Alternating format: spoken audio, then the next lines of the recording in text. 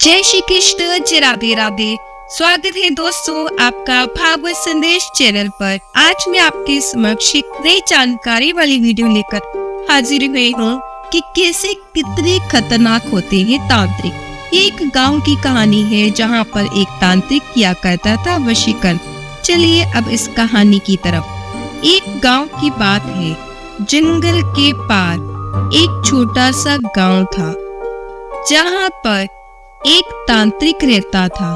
वह व्यक्ति बहुत वशीकरण किया करता था। उसने कभी बाल नाखून इकट्ठा कर लिया करता और इससे वो बैठकर वशीकरण विद्या का इस्तेमाल किया करता था। गांव बहुत छोटा था, इसलिए चीजें इकट्ठी करने में उसे कोई भी परेशानी नहीं होती थी।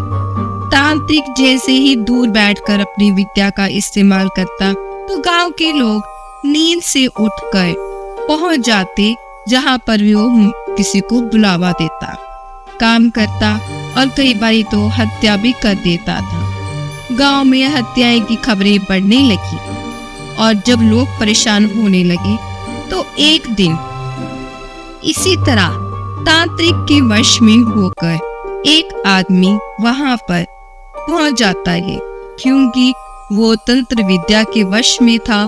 और वो जैसे ही उस तंत्र विद्या के वश में पहुंचकर उस तांत्रिक के पास पहुंचता है तो कहते हैं ना, भगवान तो साथ देते ही हैं। तो वहां पर नजदीक में ही एक शिव मंदिर भी था और जैसे ही शिवजी पर चढ़ाया हुआ जल उस आदमी के पैरों की तरफ आता है, वैसे ही उसे होश आ जाता है।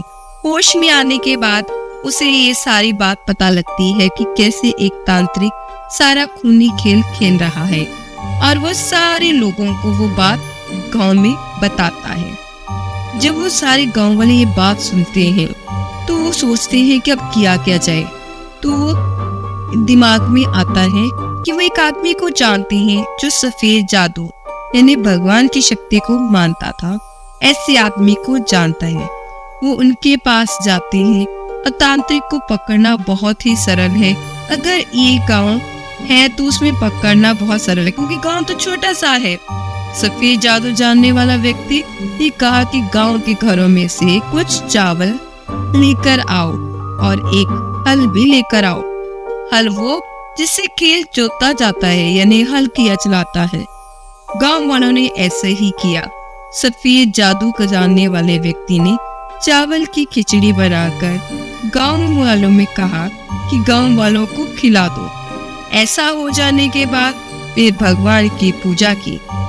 जब भगवान की पूजा की तो भगवान तो साथ देते ही हैं। जैसे ही लाठी से हल पर प्रहार करने लगा तो वह व्यक्ति हल के ऊपर प्रहार करता था और चोट जाकर तांत्रिक को लगती थी।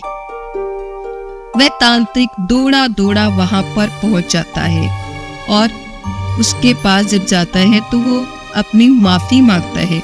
गांव वालों ने तांत्रिक की बहुत पिटाई की और उसे अपनी गुनाहों की सजा मिल गई। दोस्तों, ये कहानी बताती है कि तांत्रिक कितने खतरनाक होते हैं। उम्मीद है आपको ये कहानी अच्छी लगी होगी। अंत तक बने रहने के लिए आपका शुक्रिया। पर एक बात और कहना चाहती हूँ, कोई भी जादू टोने तंत्र मंत्र भगवान की भक्ति के आगे नहीं चलता। इसलिए भगवान की भक्ति में रमे रहिए और ऐसी चीजों से दूर रहिए। जय श्री कृष्ण, जय राधे राधे।